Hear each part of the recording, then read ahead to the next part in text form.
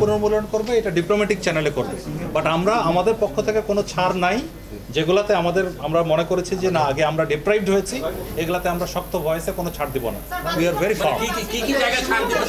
পররাষ্ট্র মন্ত্রণালয় কোনো এবারে সীমান্ত হত্যা বলেন, 150 যেটা ফেন্সের কথা বলেন, 150 গজের কথা বলেন, তারপর রামগড় আইসিপি, এটা তো পররাষ্ট্র। আমি এই 17 তারিখে যাওয়ার আগে আমরা বিজিবিতে সদর দপ্তরে আপনাদেরকে নিয়ে আলাদা সববার যেটা করি, যাওয়ার আগে এটা করবো ডেলিভারেটলি, তখন আরও স্পেসিফিক ইনফরমেশন পাবেন এবং ফিরে এসে কি হলো ওইটারও একটা প্রেস ব্রিফিং করবো।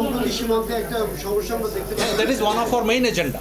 এই চাঁপাইনবাবগঞ্জ আঙ্গরপোতা দহগ্রামের one of the main agenda, border killing one of the main agenda, অন্যান্য রিভার ডিসপিউট যেগুলো ওরা এখন ডিমার্কেশন করছে না ওগুলো মেইন এজেন্ডা। মোট কথা আমরা ওই যেটা বললেন কোনো ছাড় সরকারের